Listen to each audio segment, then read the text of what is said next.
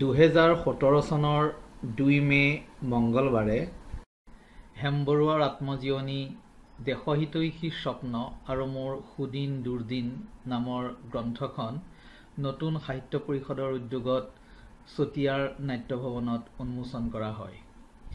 উন্মোচন কৰে সৰভোগ সমষ্টিৰ প্ৰাক্তন বিধায়ক আৰু অসমৰ বামপন্থী আন্দোলনৰ এজন অগ্ৰজ নেতা শ্ৰী হেমেন দাসে।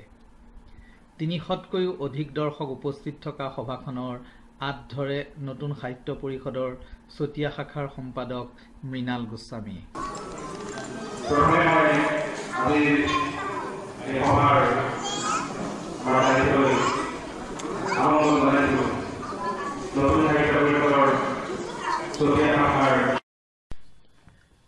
সভাৰ আৰম্ভণিতেই কিতাপখন প্ৰকাশ কৰা প্ৰক্ৰিয়াটোৰ নেপথ্যৰ কিছু কথা ব্যক্ত কৰে তেখেতৰ পুত্ৰ উৎপল বৰুৱাই।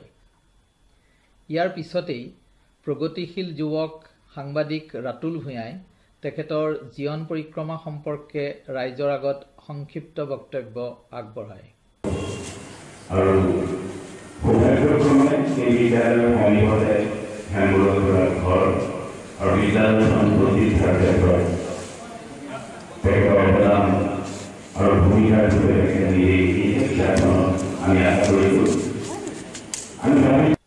বিশ্বনাথ মহাবিদ্যালয়ৰ প্ৰাক্তন অধ্যাপক শ্ৰী ধনেশ্বৰ বৰায়ো শ্ৰী বৰুৱাৰ জীৱনৰ ওপৰত বিশেষকৈ বামপন্থী আন্দোলনৰ লগত জড়িত অনেক স্মৃতি ৰোমন্থন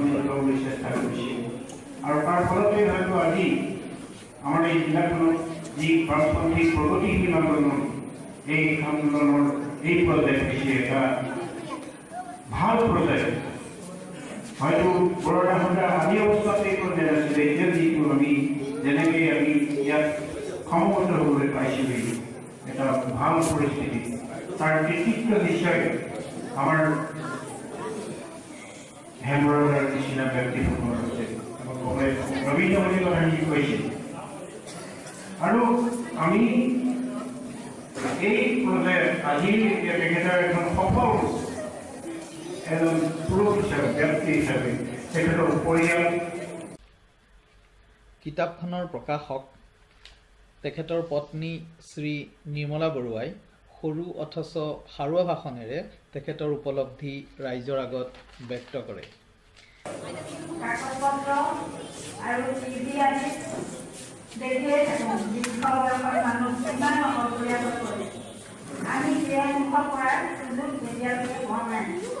ঘৰখনত আলহী অতিথি প্ৰতিদিনে থাকেই, সেইখিনি সম্ভৱ হৈছে তেখেতৰ কাৰণে। এই সময়ত মানুহৰ বাবে মনে মনে চিন্তা কৰা মানুহজনক বিচাৰি কোঠা কাঢ়িবলৈ আমাৰ ঘৰত ভৰি থাকে। জীয়াৰী মীনাক্ষী বৰুৱাই কিতাপখনৰ প্ৰকাশ প্ৰক্ৰিয়াৰ নেপথ্যৰ কেইবাটাও আমোদজনক কথা ৰাইজৰ আগত সদৰি কৰাৰ লগতে দেউতাকক উপলক্ষ কৰি ৰচনা কৰা এটা কবিতাও এই সভাত পাঠ কৰে। কবিতাটোৰ নাম কমৰেড দেউতা। তেওঁৰ সমহীন জীৱনৰ ধুৱলীয়া কাষত ৰঙা সূৰ্য এটাই অহৰহ পোহৰ দিছি যায়। হতাশাৰ হুমুনিয়া বা বিষাদৰ নিচিনা তেওঁৰ জীৱন নীতিৰ পৰিপন্থী। হাজাৰ বাধাত অভিযোজিত মানুহজন নিজ লক্ষ্যপথত অধিষ্ঠিত। জীৱনৰ কণ্টকাকীৰ্ণ সময়ৰ প্ৰত্যাহ্বান নেওচি আদৰ্শৰ ৰঙালিকা তেওঁ অক্লান্ত বলকাৰী। তেওঁ সাহসী, তেওঁ সামাজিক, দৰ্শন প্ৰতিষ্ঠিত, তেওঁ সততাৰ ভীতি। তেওঁৰ প্ৰবলতাত প্ৰতিধ্বনিত হয় নিষ্পেষিত জনতাৰ প্ৰতিবাদী সাহিত্য, চেতনাৰ প্ৰবাহত তৎপৰাই কৃষক বনোৱাৰ বঞ্চনাৰ কষ্ট। হয়, মানুহজন কমিউনিষ্ট, তেওঁৰ পিতৃ প্ৰচণ্ড ধূৰ হাউলি নপৰা এই বটবৃক্ষৰ কাষ মই আজন্ম জানি যাওঁ জীৱনৰ অমূল্য অৱদান। আজিৰ এই সুখস্থানত তেওঁক জানিছো প্ৰণাম, উদাত্ত কণ্ঠে কমৰেড দেউতা, লাল চালাম। হেমবৰুৱাৰ কৰ্মৰাজিৰ ওপৰত আলোকপাত কৰি সভাত বক্তব্য প্ৰদান কৰা সকলৰ ভিতৰত আছিল বামপন্থী নেতা শ্ৰী খেমৰাজ ছেত্ৰী, নতুন সাহিত্য পৰিষদৰ চতিয়া শাখাৰ সভাপতি শ্ৰী প্ৰতাপ বৰা, শ্ৰী ধৰণীধৰ দাস আৰু পৰিচিত কমিউনিষ্ট নেতা শ্ৰী ৰবীন তামুলী। কিন্তু বৰুৱাৰ টেনচনৰ প্ৰত্যেকে নহ'লে একো মনে নিয়মিতভাৱে টেনচন কৰিছে।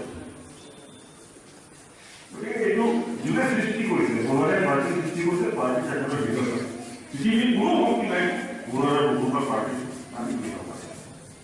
গতিকে সেইটো আদৰ্শ হয় আমি কি ধৰণে কি পৰ্যায়ত গৈ আদৰ্শ আজি সভাপতি হয় তেখেতৰ সকলোবিলাক তেখেতে যিটো কথা লিখিছিলে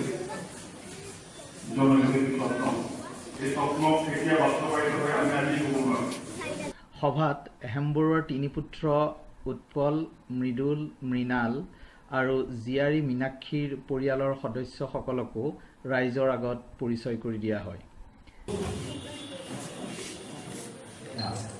মৃদুলৰ ল'ৰা পন্তু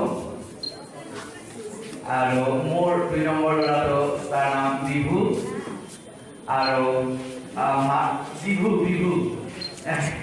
আৰু মাজনী সৰু ল'ৰা গুড আৰু মৃদুলৰ 2 নম্বৰ একমাত্ৰ নাতি আমাৰ দেউতাৰ এজনী আৰ্হি আৰু দুদুৰ ল'ৰা তাৰ নাম টিনটিন। জ্যেষ্ঠ নাতি আনমলে ককাকৰ সংস্পৰ্শৰ অভিজ্ঞতাক ৰাইজৰ আগত শ্ৰদ্ধাৰে সোঁৱৰে।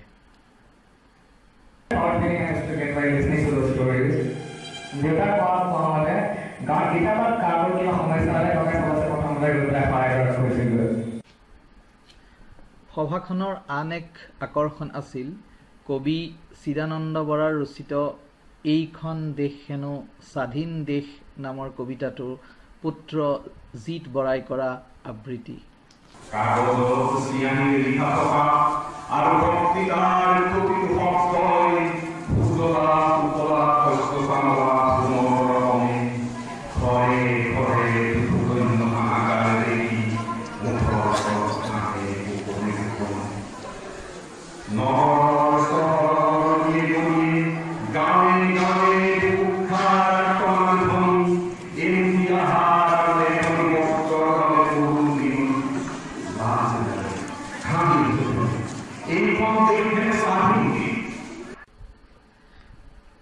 গ্ৰন্থখনিৰ উন্মোচক শ্ৰী হেমেন দাস ডাঙৰীয়াই অসম আৰু অবিভক্ত দৰং জিলাৰ বামপন্থী আন্দোলনলৈ হেমবৰুৱাৰ অৱদানৰ বিষয়ে সভাত মুকলিকৈ বেকত কৰে।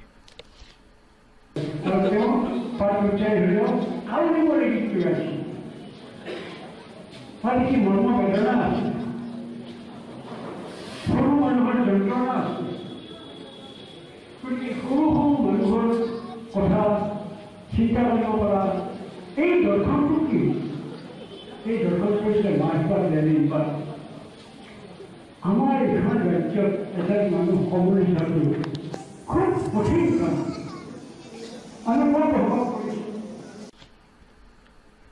অৱশেষত আত্মজীৱনীৰ লেখক হেমবৰুৱাই গ্ৰন্থখনিৰ নেপথ্যৰ কথা আৰু তেখেতৰ ব্যক্তিগত অনুভৱ ৰাইজৰ আগত সদৰি কৰে।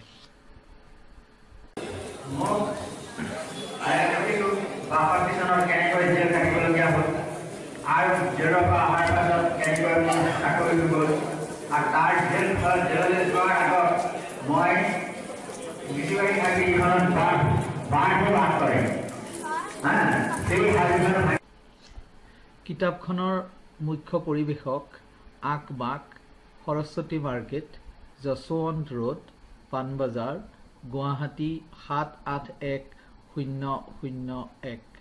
যোগাযোগৰ বাবে ব্যৱহাৰ কৰিব পৰা মোবাইল নম্বৰটো হৈছে 9435507880 9435550780।